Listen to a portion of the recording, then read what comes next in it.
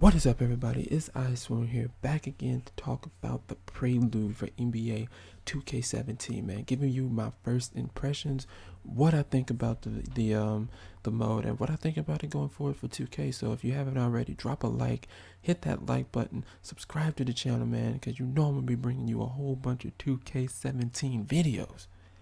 But without further ado, let's get right into this video, man. We're going to start off talking about this face scan. As you can see, this is the best face scan I got. I did about 50 face scans and just none of it came out right, man. It was really bad, man. But that was the best one I got. I got about 10,000 reference points, 11,000 reference points, somewhere in between there. And it still don't look right to me. So I'm going to say it's the same. It's a new technology, new platform, same old problems for the face scan. Really inconsistent. Some people have gotten it good. Some people have gotten it bad. Some people used the natural lighting and it worked. For me, it didn't work. It's just a mixture of things, man. That's all I'm going to tell you about the face scan. If you get it to work, hey, good luck. Props to you. But for me, I might roll with that. I might change it up. I'll probably change it up. I'll probably try some. I'll try again. But yeah, man, that's the face scan. Hopefully it works for you. Now let's get into what I really wanted to talk about. I want to talk about these archetypes, man. 2K for 2K.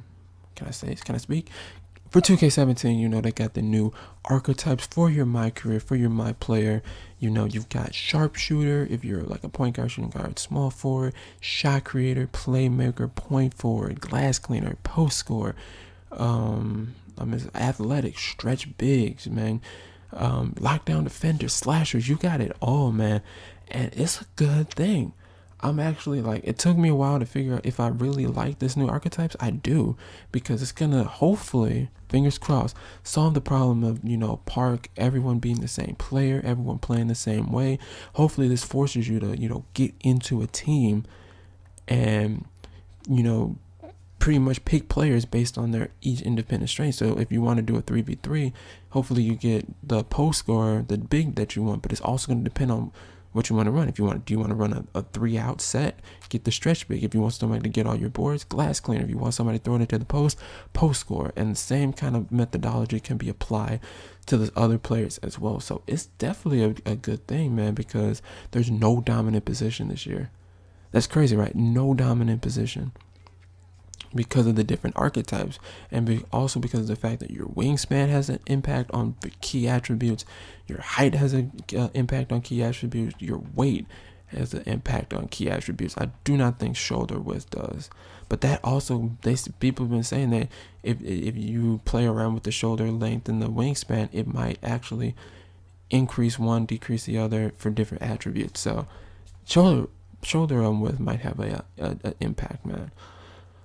So yeah, I'm a fan, because let's say, I'm gonna give you an example, right? Sharpshooter, great shooters can't hit a layup. So, and their agility, their speed, and their athleticism is awful, and their defense isn't that good, morely because they have a low lateral quickness.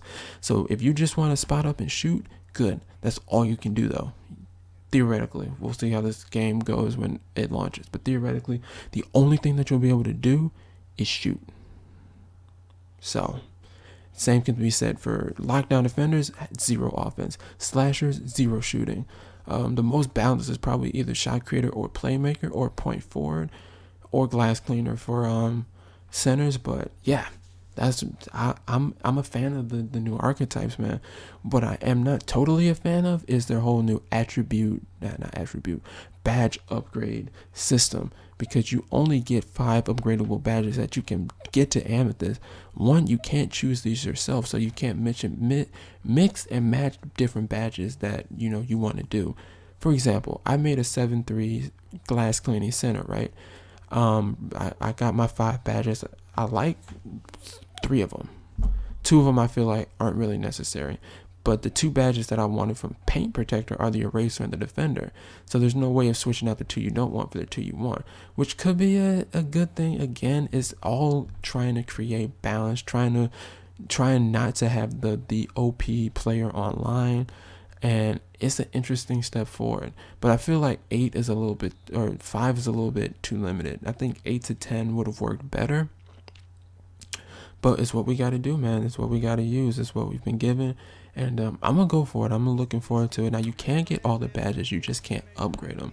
So I can get the eraser and the defender badge. I just can't get it to gold, which hurts a little bit. But if I get the badge, I think it shouldn't be the biggest problem. But I understand where a lot of people who are like pure MyCAREER, they want like a separate mode for like park players and pro-am players to, upgrade. So people believe that people who play solely MyCAREER are getting punished this way. I got to agree with that, but yeah, I'm just gonna leave it at that. I agree with it because if I was a solo MyCAREER player, this would be awful because I feel like I'm not as dominant as I am in years past. But yeah, the archetypes are really good. They're really good. I'm just really interested in seeing how they're gonna play out in the park and in pro-am. That's what I'm waiting for. Gameplay wise, the biggest takeaways that I'm taking away from this is that the player movement is tighter, which makes defending easier and actually playable because it wasn't playable in 2K16. They feel tighter, player movement feels sharper, crisper. I'm loving it so far. The new meters they're pretty good. I like the fact that I can time my post shots now instead of 2K16 where it always gave me a red release and it was just kind of, 50-50 if it went in or not. But you can time your post shots, time your layups, which I don't think is that big of a deal. Some people have been complaining about it.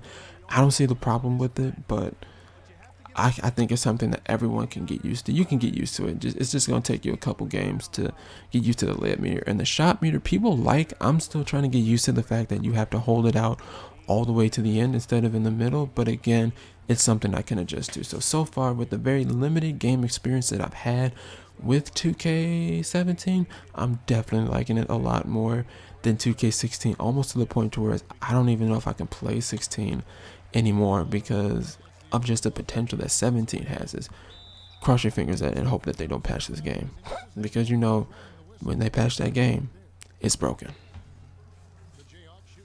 And so the last thing I wanted to get into about what I took away from the pro-am is the atmosphere. The atmosphere, at least in college, is pretty accurate. As someone, I'm in college now. I've been in my fair share of basketball, football, college sporting events, and the atmosphere is definitely different than the pro game. And I notice it, audio from an audio perspective, from like sounds and like the visuals and the lights, I can notice it. But from graphically and the people, it looks a little bit forced. It looks a little bit cringy. But I appreciate the effort and the fact that it's there. So yeah, atmosphere. They released that trailer about the different sounds and taking sounds from different arenas. I'm a fan. I'm liking what I see so far, and that's just from college. I can't wait to get my hands on the full game and see what they're working with. But that's pretty much it, man. It's the first impression. Something real quick, something really simple, man. Overall, I'm really curious to know what these archetypes are going to be like for 2K17. Yeah, 2K17. And I'm also curious to see more gameplay, more full-fledged gameplay, man.